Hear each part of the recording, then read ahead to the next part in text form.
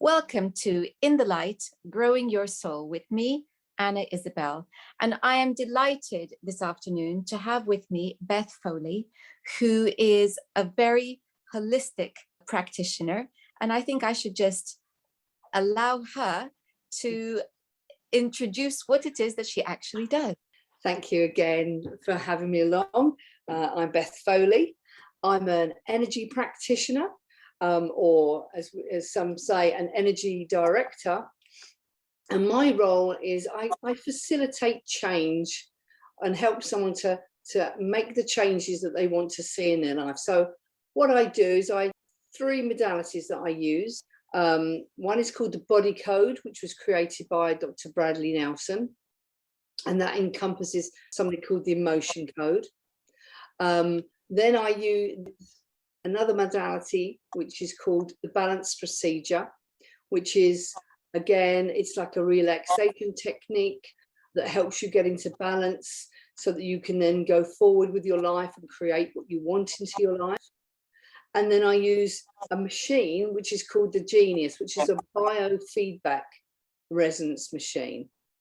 And the three of them together literally just make so much change. It's just phenomenal. Where to start? So those are different techniques that you're using.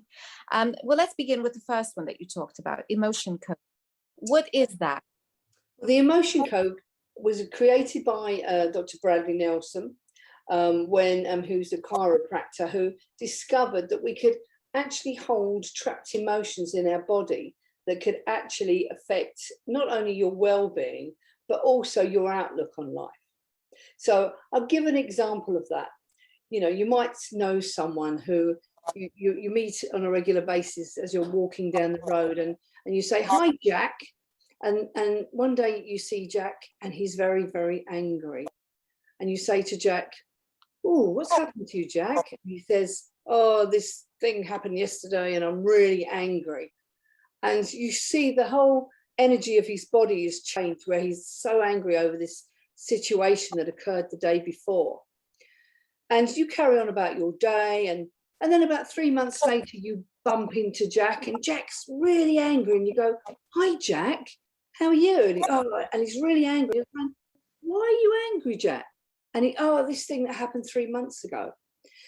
And this is how it carries on. You bump into Jack on regular intervals, and each time he's still holding on to that anger that was months ago, years ago. He can't even remember what it was that made him angry now, but he's just not let go of that anger. And that anger will build up inside him and create a distortion in his energy fields. So Dr. Bradley Nelson discovered that if he released these trapped emotions, that it had a huge impact on the person. And I'll give you an example. There was a woman that Brad worked on, and she'd been rushed to his office. She thought she was in the wrong place and that she actually should go to the hospital because she thought she was actually having a heart attack. He released trapped emotions to do with her heart. At this point, he didn't know about what we call the heart wall. And immediately, her whole system's calmed down. She started to relax. And from that day onwards, she never had palpitations and she never had any problems with her heart. But she was in such a state, even he thought she was going to have a heart attack. And it just shows you the impact of how emotions can affect our well-being. You've been talking about releasing the emotion. Yes. How do you help people to do that? Well, originally we used to use a magnet. Okay. Now we've progressed as time goes by. We don't need a magnet. I still use fridge magnets for children because I think it's a really great tool if you've got a child and you've got a fridge magnet to hand. You can take the fridge magnet and you can run that magnet over the top of their head. And the reason we do over the top of the head is because that's the governing meridian in the body. So we use the governing meridian in the body to release trapped emotions, and to actually put other stuff in. So I'll give you an example. I had a client whose little boy was constantly having nightmares. So he would, before he went to bed, I used to say to her, well, just try this and see what happens. Give him the fridge magnet, make it a fun fridge magnet, get him to run the magnet over the top of his head whilst saying and setting that intention, I will not have any bad dreams. Okay. And then to release any energy, so he's not saying anything, she's thinking it. The mother's thinking it, the little boy's doing the magnet. Okay. And just to think that he's going to go to bed and have good dreams. And then say to him, now say, I'm having good dreams tonight. And 9 times out of 10, that child, unless it's something else, will have good dreams. Because you're calming, by using that magnet, or now we use our hands, but children like a tool, and some clients like a tool as well. But you can just do it over the top of your head, literally a few times, and you're releasing it. It's from the front, in between the nape of your, just above your what we call your third eye. You're going over the top and to the nape of the neck a few times. If it's stubborn, then you do it at least 10 times. We say if it's inherited, you do it 10 times, but everybody's different. Some things release really quickly and others don't. But that's the easiest way of doing it, is literally, and for my clients that come to me, I say to them, just think about, how do you feel? How do you feel today? What is it you're feeling? Identify that emotion in you. And they might say, well, I've had a bad day. What was bad about your day? Well, I was really frustrated. Okay, well, let's just get rid of that frustration. Let's just clear it. So let's just, with your hand over the top of your head, just release all that frustration. Just release it. Let it go. And then literally within seconds, they'll start, their energy systems there will start to calm down, and they'll feel the difference. You can try this yourself, Anna. It's so simple. So that's how we, in effect, release trapped emotions. So just literally over the top, down the governing meridian, and the governing meridian goes right the way down the center of the body. I couldn't help thinking, have I got any fridge magnets on my fridge at the moment? I know. Children love it. And it doesn't have to be a fridge magnet. And the reason you can do it with your own hand and without a magnet is because we are electromagnetic ourselves. So that's the thing. We are electromagnetic ourselves. We know this. And I'll give you an example of that. If you were going to have an X-ray, the machine would look straight through your body because you are transparent. And people say, well, how does that work? And I say, well, if you were to look at your hands and look at your hand for a moment, and then you were to put a microscope onto your hand, and then turn that microscope up, first of all, your hand wouldn't look like a hand anymore. It would start to look like craters, on the moon. And then if you turned it up even further, you'd go into the cells, and eventually you go into nothing. You're 99.999% space. So that's what we are. We're a frequency. So, and because we are a frequency, you can change your frequency with another frequency. And you can do that just as simply by setting an intention. And there's enough evidence around the world now. We're very lucky where people like Joe Dispenza do lots and lots of scientific research to prove how you can think of someone, for example, and that has a reaction in the brain. And likewise, it's exactly the same. You're setting that intention and it does have a huge, profound effect. Nobody asks about electricity, but you don't see it until you switch the switch on, but it's always there. You don't question how you see someone on your phone or their picture. You just, from a little tiny gadget, which is called a cell phone or a mobile phone, you don't question that. But, people are very skeptical when you say to them, you can just use your hands to clear stuff. And they say, really? But try it, it works. Another thing I say to people that you know, because obviously I do eye muscle test, which is like kinesiology. And the nice thing, and so many easy ways for you to test yourself if you've released the emotion or not. And the easiest thing is something called the sway test. And I do love doing this with children in schools when you're doing the sway test, because you know, you get them to stand straight, and they'll find that they'll go forward for yes and no for, and backwards for no. And the sway test comes from way back, when you had people like the Aborigines out in the deserts, and they had to decide what foods, you know, what they could eat without killing themselves. And they knew by holding something that if they went forward, that was going to be okay, and if they went backwards, it wasn't. And they could tell if they held something and they felt themselves rise up, they knew that whatever it was they were holding would make them stronger. So to me, it's such a great tool, the sway test, for people to check, to see if they need to release anything. You know, you can all stand up and ask your body, do I need to release something? And you know, it'd be very unusual for you to go backwards, really, unless you're kind of what we call, your polarity isn't balanced, which is where you're kind of not moving forward, but you know, and instead in your life you're going backwards, and then that it becomes a little bit where you need someone like me, or you could go on Google and YouTube and you find lots on that sort of thing. But does that make sense to you? Yes, it does. It does, and I'm just thinking about, you know, all the experiments that have been done that have discovered that at a cellular level that there is energy being emitted.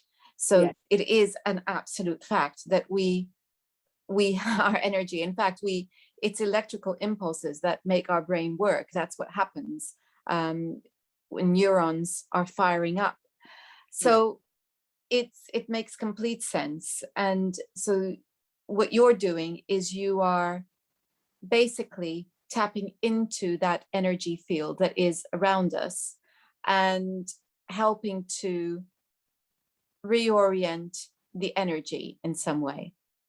Yes, I suppose it's like reorganizing or remapping it, or nowadays you can have people come to your house and say, okay, let's clear this room and we'll just you know, get rid of all your clothes you don't need anymore. And I suppose it's a bit like that. You know, I say to people, you're carrying this baggage that you can't see, that you don't need. And it's a belief system when people say, well, that person comes with baggage, then don't carry it, get rid of it, offload it. You don't need it, you don't use it, why are you carrying it? Well, speaking as an analytical hypnotherapist, that's exactly what it's all about, is about clearing, because you have to, in order to walk lightly in the world and to be able to be free from things that unnecessarily are holding you back or blocking you. So this is a very important work that needs to be done. And if we want to be at peace, it becomes vital that we let go of stuff which is unnecessary and actually harmful, because the impact, we know, can be physical. It begins to manifest in the body at some point. So I think very important remember is that there is this mind-body connection. I know it very much as a hypnotherapist. You know it very much in the work that you do, but people only need to think about how their body responds to emotion. So imagine that if you bring into your mind the image of something that you really dread doing, notice how your body tenses up. Notice how, if it's something that you're anxious about, you could feel, you know, perhaps butterflies in your stomach, as they say. And equally, what happens when you get excited, in the joy that you feel, you feel it differently in your body. So all of these emotions most definitely are physical in the way that we experience them. It's not just emotional, it's physical too. And having an understanding of how we fit in to an energy network is helpful, which is what you do as well. Yes, definitely. I mean, and the thing is, once, if you're at ease, then you have no disease, and that's the thing. And also, when we talk about frequencies, 9 times out of 10, a happy person won't be ill because their vibrational energy is higher, and it's these hidden things underneath that all that all come together sometimes. In the body code, we look at 6 kind of centers. We look at the emotional side. We look at the energies associated with that. Then we look at pathogens, and we look at misalignments. We look at nutrition and lifestyle, and then we look at toxins, and then circuits and systems. So it's like 6 pathways, if you like. But each one is all interlocks with one another, and even the other 2 modalities that I use interlock with each other. Which is why I just do these 3 things now, and not, I was a Reiki master and teacher. I don't do that anymore because I just found that these 3 tools together were for me enough, because I could bring in anything else I needed and encompass that into those 3 things, but people don't think about it when they get ill, that it's the whole body. You're not just treating your arm or your leg or whatever it is, that's hurt or is in pain or whatever. It's the whole of you.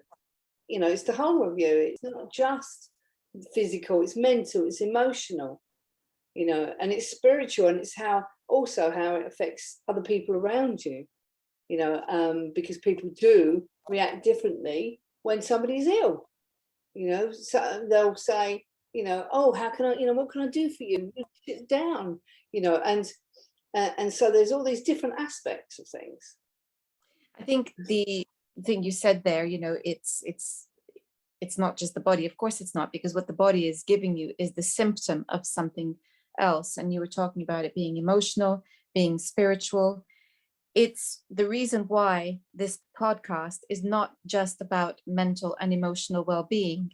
It has to have the spiritual component, because to me, in my therapy work, it's very clear that in order to have good mental and emotional health, there has to be a spiritual component, because when that is missing, I know that my clients heal much more slowly, and I have to find a way of helping them towards some kind of meaning in their lives. And it takes much, much longer than when that spiritual component is already there. So it's all of it goes together, because we are not just physical. We are far from being chemical computers, as many scientists, not all scientists, but many scientists would have us believe. And we are also more than just matter. There is a consciousness that runs through us, which is linked to a very big web of everything. Yeah, absolutely. Of what you do.